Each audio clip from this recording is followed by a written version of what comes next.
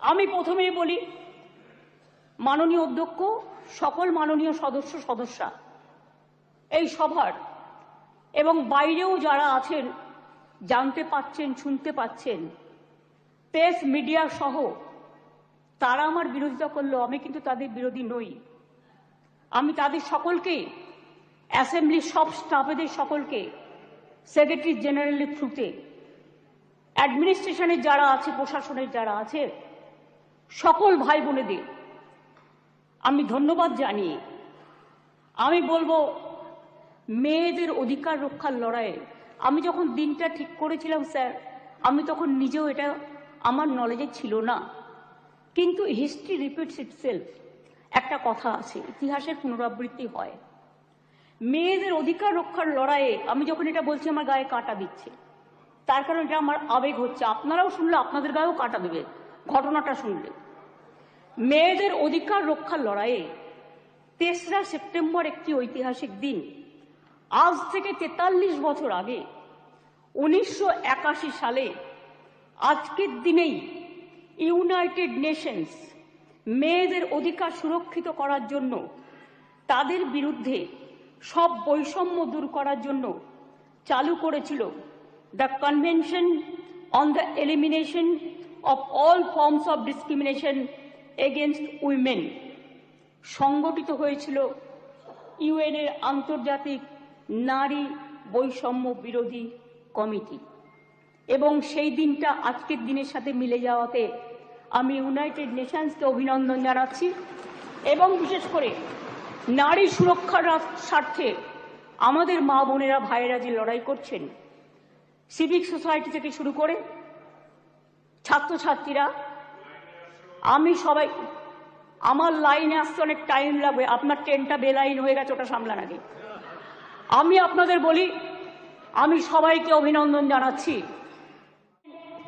আমার নিজেরও মনে রাখবেন, আমি মনে করি পারিবারিক কাউকে আমি একজনকে হারিয়েছি। যখনই এ ধরনের ঘটনা ঘটে, আমার কলম দিয়ে লেখনী বেরোয়। দেখবেন একটি আমার কবিতার বই আছে, তার হেডিংটা আছে সে নেই। দিল্লিতে যখন অভয়াকাণ্ড হয়েছিল, তার নামেই আমি ওই বইটি অর্পণ করেছিলাম।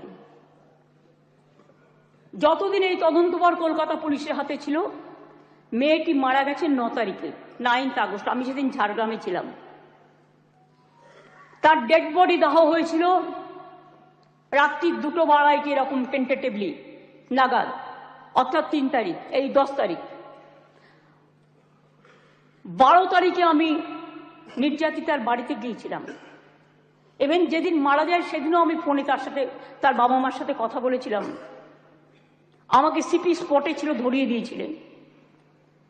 আমি যখন গিয়েছিলাম নির্যাতিতর বাড়ি, তার আগে যিনি তদন্ত করছিলেন সেই অফিসারকে total audio, video, CCTV footage সব কিছু দিয়ে তার বাবা মার কাছে পাঠানো হয়েছিল, যাতে তারা সবটা জানতে পারেন, বাইরে প্রচার না করে।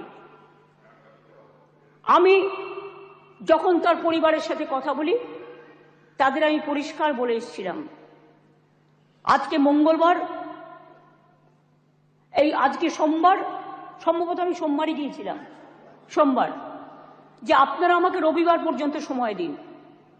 যদি আমরা টোটাল তদন্ত করে সবাইকে অ্যারেস্ট করতে না পারি, যারাই যুক্ত, তাহলে আমি নিজে সোমবার, আগামী সোমবার, রবিবার পর্যন্ত দেখে আমি সিবিআইয়ের হাতে কেস তুলে দেবো। আমি নিজে গিয়ে বলে এসেছিলাম। তারা বলেছিলেন ঠিক আছে। আপনারা মনে রাখবেন, দ্রুত দোষীদের খুঁজে বার করার জন্য পুলিশ 12 ঘন্টা টাইম নিয়েছিল, যে মেন অ্যাকিউজটাকে অ্যারেস্ট করবার জন্য। এবং 164 জনের একটা সাইবার ক্রাইম টিম তৈরি করা হয়েছিল সমস্তটা খতিয়ে দেখার জন্য। আমরা পুলিশকে বলেছিলাম ফাস্ট ট্র্যাক আদালতে গিয়ে ফাঁসির আবেদন জানাতে, এবং সময়ও বেঁধে দিয়েছিলাম।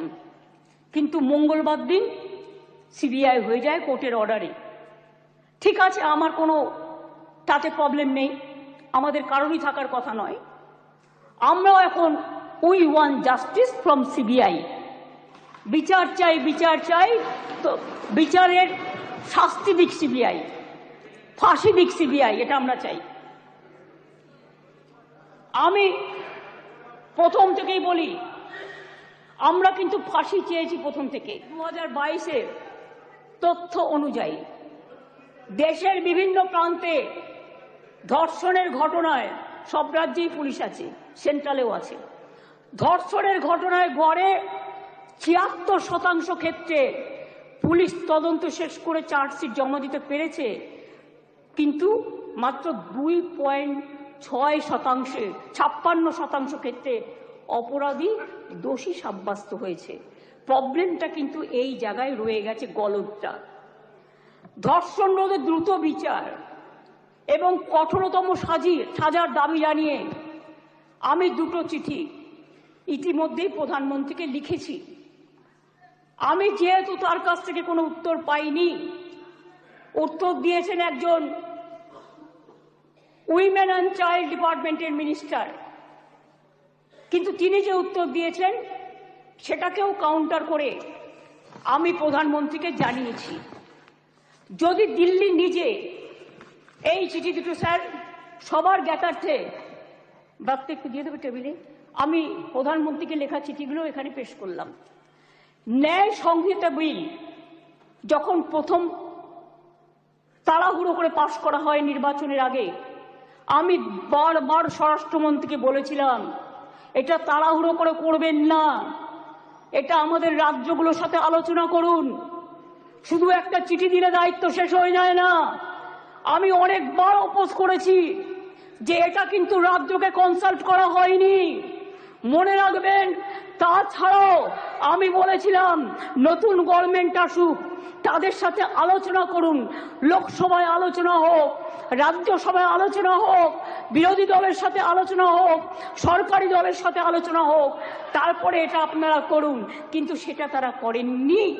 তাই আজকে বাধ্য হয়ে আমরা সারা দেশের মেয়েরা যাতে সুফল পায়, মনে রাখবেন আজকে বাংলাকে নিয়ে শুধু বদনাম যারা করছেন, বাংলার সম্মান নিয়ে ভাবুন। বাংলা মাকে বদনাম করলে আপনার গায়েও লাগবে, আমার গায়েও লাগবে। আমাকে আপনারা 50টা কটু কথা বলুন, আমার কোনো যায় আসে না। যেভাবে আপনারা আমাকে অসম্মান করেছেন, আপনাদের প্রধানমন্ত্রীকে আমরা সেভাবে অসম্মান করিনি। কখনো ভেবেছেন যে আপনারা যেভাবে আমার বিরুদ্ধে বলছেন, আমাদের দল যদি সেভাবে প্রধানমন্ত্রীর বিরুদ্ধে বলে, স্বরাষ্ট্রমন্ত্রীর বিরুদ্ধে বলে, আপনাদের মুখ্যমন্ত্রীগুলোর বিরুদ্ধে বলে, আপনারা তখন কি দেখবেন?